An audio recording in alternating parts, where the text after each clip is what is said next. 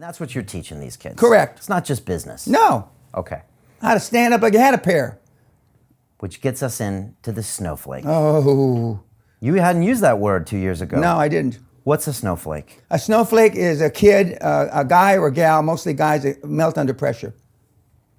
As opposed to what they tell me. You know, God, every snowflake is different, Mr. P. You know, there's not one snowflake that's the same as the other. The trillions and trillions and trillions. I said, yes, that's correct. That's correct. And he says, and so we deserve to be here just like, no, that's not correct. In your opinion, snowflakes melt under pressure. I gave you a couple stats at dinner. I'm going to say them again. They're worth repeating. In 1986, the average man's handshake pressure was 118 pounds. 30-year-old man. I forgot to put the age. 118 pounds. 2016, 96 pounds. A woman, 1986, was 105 pounds. Today, 110 pounds. 110 pounds.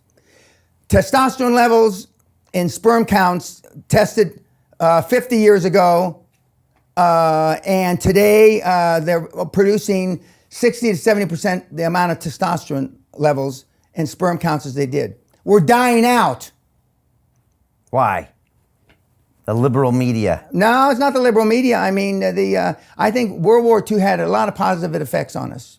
I'm a product of that generation. The greatest generation, they call it. Because they came back as tough bastards. But it's like talking to the Japanese now. They're deathly afraid of everything because of the war, what they did. The Germans, Merkel, God love her, I mean, supporting the EU because of what I call German guilt, okay? Everybody's scared to fucking death of what might happen, and so they want to come across as your friend. They don't want people to say bad things about you. They don't want to say, because Neville Chamberlain could have stopped Hitler 80 years ago.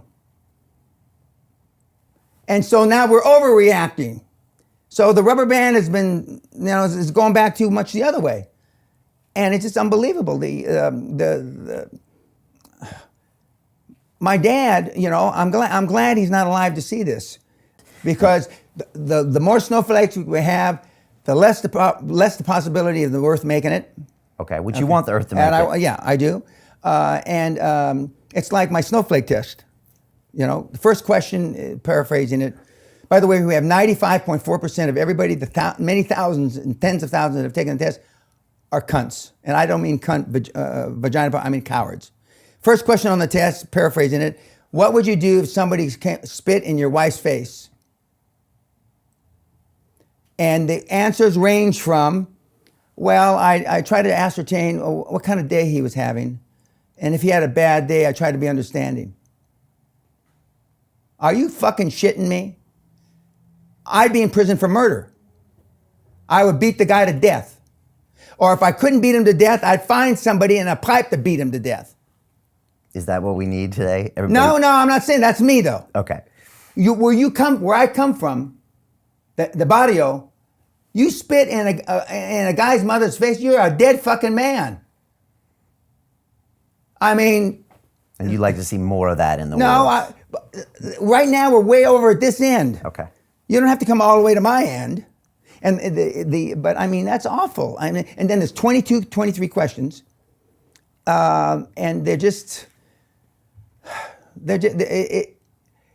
it's foreign to me that people would answer a question. I would try to ascertain what kind of day he was having. What the fuck does that have to do with spitting in your wife's face or your mother's face? All right, so you're trying to de-snowflake these men and women, get them to stand up, get them to go out, face their fears. And they know they're snowflakes, and that's why they come to me, because they think I'm the alpha male dad they never had. They say during private time, I'm a cunt. I don't want to be a cunt. How can I change? My dad was a cunt. I mean, I hear my great-grandfather wasn't. He was an airborne ranger in World War II. I hear, but he was dead already. No male role models. When I was growing up, my dad's 5 or 6 best buddies were all tough fucking guys. So I didn't see anything different. They were all just, you know. I tell the story. It's not a story. My cousin, God love him, he went to jail for being involved in stabbing a guy 17 times because somebody said your girlfriend's got a fat ass. Looks like pigs in a gunny sack. He stabbed him 17 fucking times. Only by the grace of God he couldn't stab it right, and the guy didn't die. That's where you come from. Okay, and you're not advocating that, No, but you're not- saying not let's at go all. more back to that No. spectrum. But I am advocating that the guys act like they had a pair.